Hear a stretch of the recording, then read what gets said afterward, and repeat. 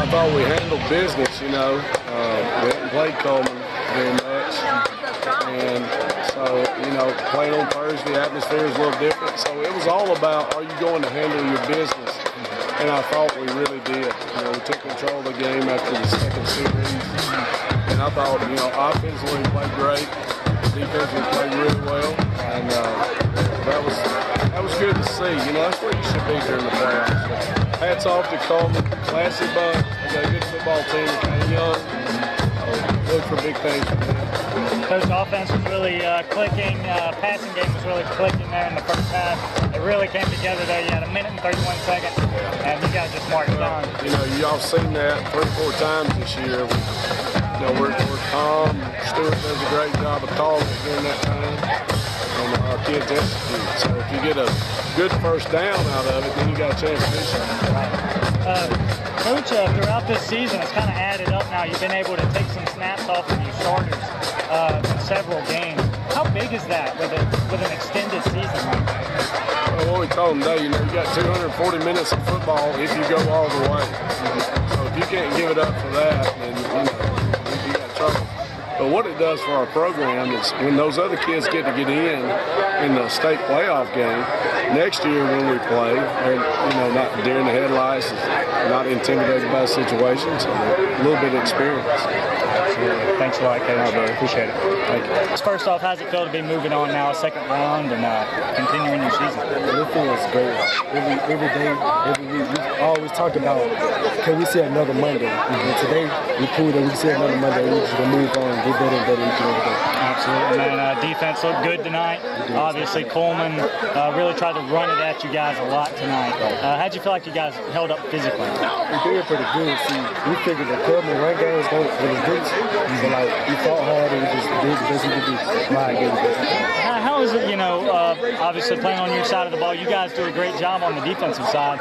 Plus, you know, you have an offense that's able to go out there and put up so many points, man. What kind of confidence does that give the defense going out there? It gives us a good confidence because even though we might give us a touchdown, we know our offense can contribute and score another touchdown. So we go out and hold our heads up, we'll be good. Absolutely. And then Cullman kind of marched it on you guys there on that first drive of the game. After that, though, you really tightened up. Did you make any adjustments, or was it just a mindset thing? Yeah, it was just a mindset thing. We just had to get our mindset.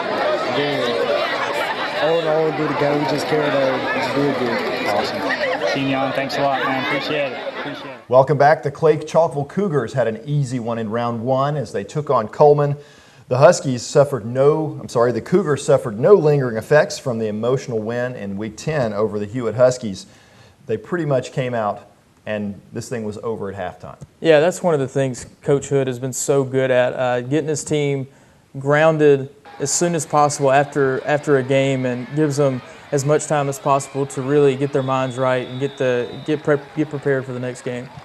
Cullman came out, took the opening drive down the field and scored, actually took the 7-0 lead. And after that, it was all Clay. It was 38-7 at halftime, like we said. The Clay defense really played well. Yeah, if you don't score and answer Clay Chalkville every time you've got the ball, it's just so hard to beat them, because as their offense has proven over and over again, they're going to match you, and they're just, I mean, if you get a handful of stops, you're happy. So as an opponent, you've got to be able to answer, and Cullman just wasn't able to do that.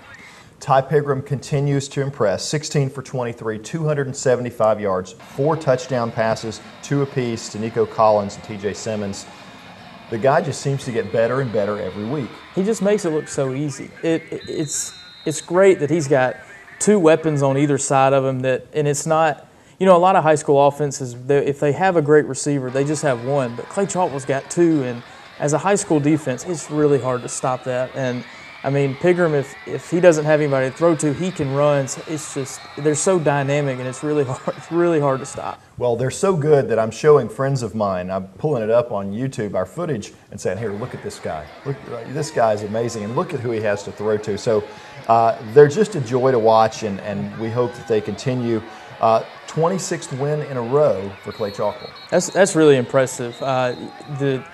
The program before Coach Hood got here 7 years ago was a middling kind of 500 bunch. You didn't know if they were going to make the playoffs each year, but the run that they've been on the last 4 or 5 years has been nothing short of incredible, really. All right, Clay gets to host Homewood in round 2. We're going to talk about that one in just a few moments. When we come back, we're going to talk about Pinson Valley and their ball game in round 1 against Austin. We'll be back.